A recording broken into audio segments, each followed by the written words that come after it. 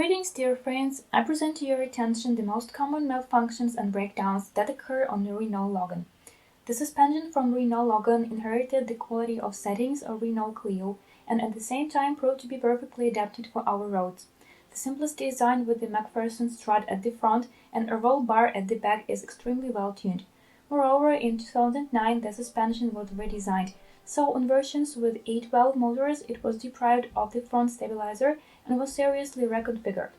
Contrary to popular misconception, the machine didn't become a sweat anymore. The handling even improved. The car began to drive more willingly into corners under the gas release. But to put silent blocks, shock absorbers of the old model and a rear beam in the car without a stub is not worth it. Then it will become raw and extremely unpleasant in steering. And of course, removing the stabilizer on 16-valve cars is also not worth it. The resource of the suspensions is high. In any case, the original components of the cars after restyling, their 101,500 are quite stable. When operating in St. Petersburg, Moscow and other corrosive regions, the ball joints of the front levers suffer more often than others. The boot is rather weak and moisture penetrates under it. Among the owners, there is an opinion that if you regularly feed grease under the boot, then this greatly increases the resource of the support, and this is by no means a void of sense. Of course, most of the Logan drivers do not do anything like that, and the ball joint is not replaceable here. It is replaced only together with the lever. It's not so expensive, but still you will hardly find a quality lever for less than 1,500 rubles, so it's better to monitor the condition of the anthers. The silent blocks of the levers, shock absorbers and strut supports are very strong. In a taxi they can turn out to be original with runs over 300, except that the knock of the rebound reaches when the support slips. In ordinary life they withstand almost everything, even grabs on dirt roads in a rally style. The only pity is that it's easier to damage the subframe than the suspension. The beam rear suspension is also solid. Shock absorbers run a little less, but usually 150,000. They retain an acceptable quality of work. The resource of the silent blocks of the beam is about 200,000. If the springs are not squashed, they do not lack overload. The hub resource is still relatively small, and besides, on cars manufactured before 2007 without ABS, the holes for the sensors in the hubs were not covered with caps, and the hubs died literally within 30,000–40,000 mileage from corrosion. Later, the problem was fixed, but the rear hubs of cars that often carry a lot of cargo still run little, up to 60,000. In rare case cars without power steering, the main problem is the creak of the steering column and backlash. Very few people fulfill the commandment of the grandfathers not to twist in place, and the French didn't really count on such modes. In general, the speaker itself creaks and backlash. In that case, the rail is strong, but it's very afraid of torn anthers. There is no excess lubricant inside. However, the anthers must be protected and on the rail with the power steering. It's just that it usually sweats a little with them and the anthers do not dry out. A slightly smaller resource of tips and rods is not a problem. All the same, these parts run for a very long time. The main problem is associated with the leaking pressure sensor in the line, leaks of the pump oil seal and pressure line along the rolling. Many people replace the pressure sensor with the plug, thus killing the regulation of idle speed, and the pump seal is usually easy to change on its own, since the price of the issue is literally 300–600 rubles and 2 hours of work. Usually this trouble is poorly expressed, but it's worth checking the rail and the system for leaks. 50 owners bring the power steering oil consumption to a liter per month and do not even consider it a malfunction. Renault Logan are strictly front-wheel drive cars, and there are no specific problems with the design. The resource of the city joint and their covers is good. They do not bother to the owners before 5 or 6 years of operation. And if something happened, the choice of component is huge, from expensive Timken branded to inexpensive Sino-Indian ones. The drives successfully hold the moment, but there is nuance. On machines with minimal gearbox at the start, a quiet click is almost the norm.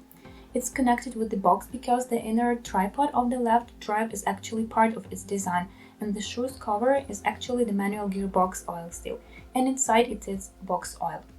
MCP series J, in this case JH1, JH3, for motors 1.4 and 1.6, the design is very respectable and not devoid of originality.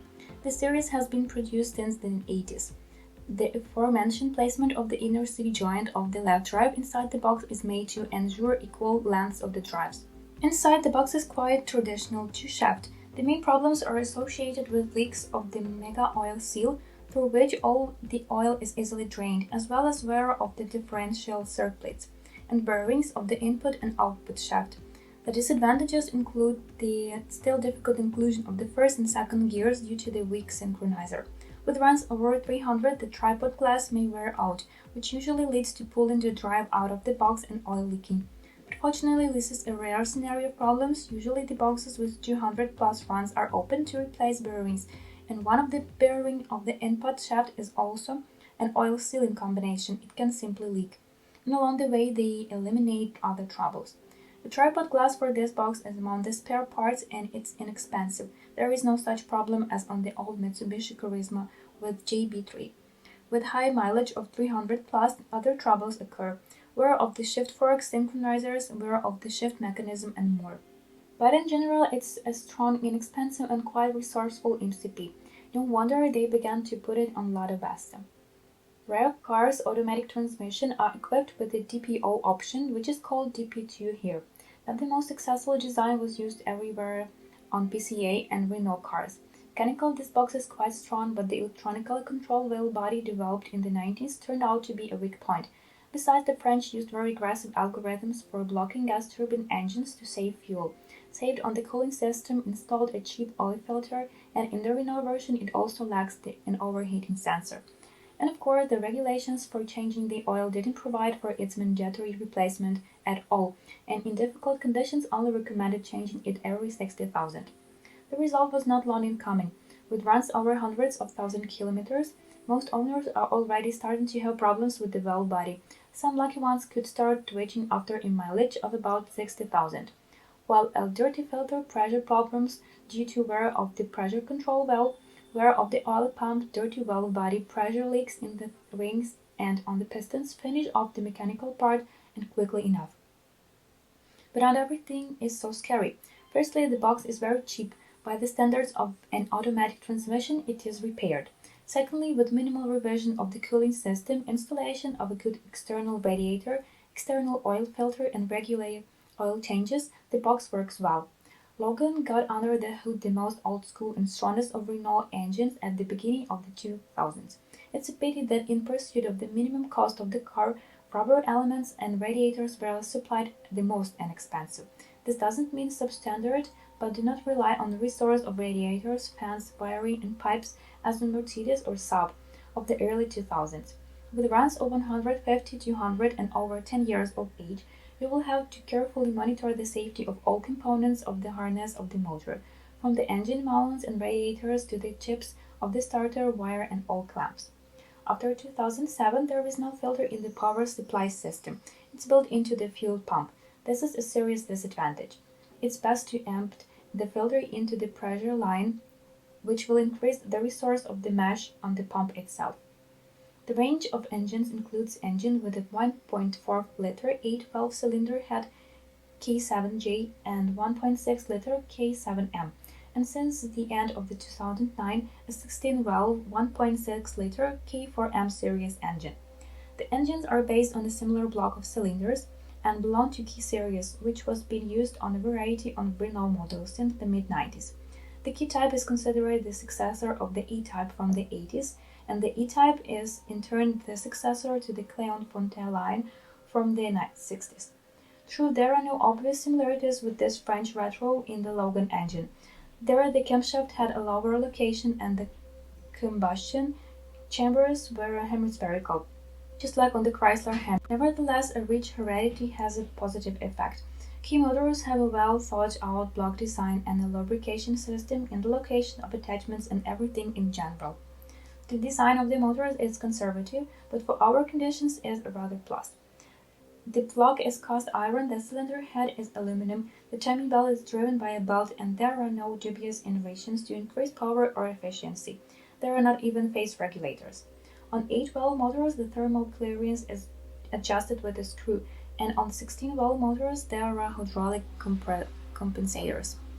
The ignition system is also different on 8V motors. It's classical with one module and on 16V with individual coils. There are practically no downsides to this series of motors. Perhaps the thermostats are not very reliable, but no one bothers to put something from the alternative options. You also need to monitor the cleanliness of the oil separator, otherwise the oil seals and gaskets are pressed, and the front and rear crankshaft oil seals are weak here and are one of the first to flow, which requires expensive by Logan standards repairs. The timing belt resource is declared at 120,000, and only some unsuccessful batches of motors before 2009 had defects in the rollers, which led to the need to change the kit earlier. So many owners are very worried of delaying replacements for a period of more than 60,000. Early replacement in any case will not hurt because the quality of components in the secondary market floats. The belt can break either from a jammed pump or from a torn attachment belt. In addition, the motor is sweet with oil, which also damages the belt. When it comes to a clip, get ready for the worst. On 8-valve engines, the cylinder head almost always damages, and on 16-valve engines, it just always. During overhaul, however, you can put pistons with grooves so that the valves do not bend. There are some similar ones on the analogs. In general, it's better to change the timing belt every 60,000 and at the same time change the pump and auxiliary belt. The resource of the piston group is exactly 300,000. Other motors can pass 500 plus. A small oil appetite after 200-250,000 often occurs, but with more frequent oil changes or the use of oils of higher quality than standard oils, it can come to naught without repair. Vibrations and floating idle characteristics of these engines are rather the shortcoming of the engine control system and attachment. In particular, not very reliable DPKV, the use of a separate idle valve prone to intake leaks, weak injector rubber bands, and an unsuccessful ignition coil design, which was applied until 2012. This information about the problems of Renault Logan is exhausted. If you know more or do not agree with what you heard, I'm waiting for you in the comments.